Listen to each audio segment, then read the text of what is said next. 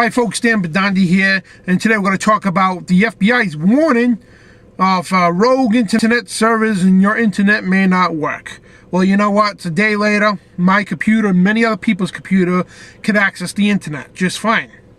And they're giving this warning out so you could go to their website and download the so-called antivirus. And what we know about this is a spy program, folks. It's just a way for them to get through the back door illegally, but get through the back door to invade your privacy. I mean, you had SOPA, PIPA, ACTA, and CISPA. All four have failed. They were bills and, they try to push legislation and everything to go after the internet, to monitor, to control, and censor the internet. The First Amendment, so to speak, and it's all failed, all four of them.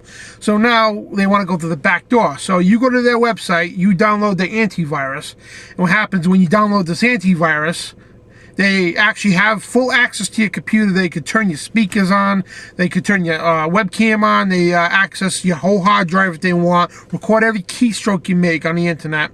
So they have your login names, your passwords for your email accounts, MySpace, Twitter, Facebook, and everything else. And it's already been admitted within the last year, yes, the feds do, and local police do use social networks to spy on the people. This has been admitted. Google has admitted this. The iPhone has admitted this. That's a spy program. And it's all a beta test to spy on the American people. And look at the propaganda commercial we had about a year and a half ago with the IRS from Pennsylvania using Google satellites. It was a commercial. The satellite zooms right on this guy who owes taxes, a guy named Tom. And it says, "Nice car, Tom." Well, you got a nice house, Tom. You owe us $1,800, Tom. And basically saying, yes, we can see what you're doing. And there's these people that use Google satellites to zoom right into your home and look in your home and say, oh, wait a minute, he's got a pool, he's got a shed, he's got 3 cars in his yard. Now let's go into the city computer.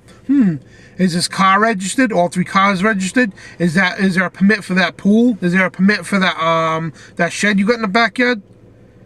And if you don't have one, you got to knock at the door, you get something in the mail or a fine, whatever, to say, hey, you didn't have a permit to build that shed or some kind of a permit to dig for that well. And this is all being done all over the country, an invasion of privacy, and it's going through the back door because they know legally they cannot spy on you. That's why all 4 of these bills, the internet censorship has failed. Because they know they can't weird out spy on you. So they're scaring people with this propaganda that you can't access the internet. You might not be able to access the internet, I'm sorry, because of rogue servers. So come for free. We're going to offer you for free this great antivirus that's going to save the day. Just like the Y2K thing, all it was is a scam for the government to get a hold of your bank account information.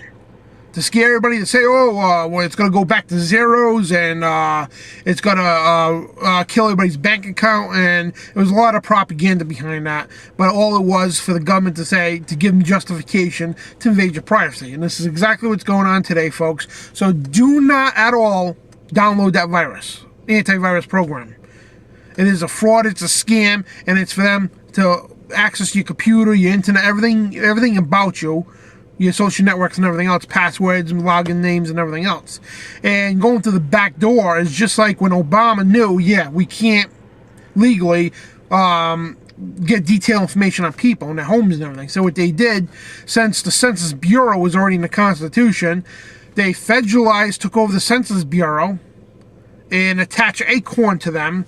And so they were going around giving out these census questions, and it was from 2, I believe, to 4. 2 to 10 questions, a 10 questionnaire asking vivid details about you and the occupants in your house, when all you have to answer is most of the time is your name and the number of occupants that live in your house. That's it.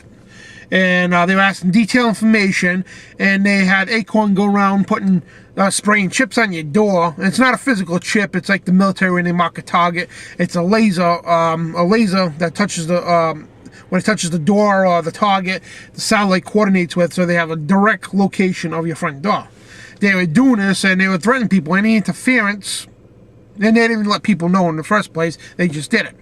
But any interference, they would threaten you with imprisonment or fines or both. And again, it's called going through the back door. That's a propaganda now, because they know they can't directly violate your rights. So what they do is they go around it, use something that's already legal, something that's already part of the Constitution, something that it's already lawful. And they hijack it so they could go through the back door, so to speak, to violate your privacy. And people, we must, again, do not download this antivirus. And if there is a server that's not working, you can't access the internet, just wait. Your ISP provider will sort it out, or you call your ISP provider, tell them you're not going to download that antivirus, but they'll sort it out, and more than likely it's going to work in a few days. But this is a huge propaganda, folks, to access your personal information. And you got to remember too, the federal government never ever does anything that's for the benefit of the citizens. It's always some kind of propaganda for them. And before we go, I want to report on Infowars.com, the reporter contest. I came second place to Jakari. Jakari won the male and Jennifer won the female versions of the reporter contest. And I want to encourage you two to take the job. Take the job. I mean, I know you got school and friends and everything where you live and all that, but you know what? This is a once-in-a-lifetime opportunity. Yeah, when will you ever get an opportunity like this? And I encourage you. You guys are great. You got, especially you, Jakari. You got this great voice, and Jennifer, you got this great female voice, and you guys are great. Take the job, please. And Infowars needs you. And they offered me a job as well. And Rob Du said he's going to talk to Alex exactly when they're going to fly us down there. And when I get down there, and when the job is presented to me and offered to me, I'm going to take it. If that requires moving to Austin, Texas, I definitely will, because I want to be in a command center. My goal is to one day not only be a reporter, but a sitting host when Alex can't make it, a sitting host for his radio talk show, The Alex Jones Show, and also be on the nightly news. I mean, I want to do everything I can to help the Infowars out.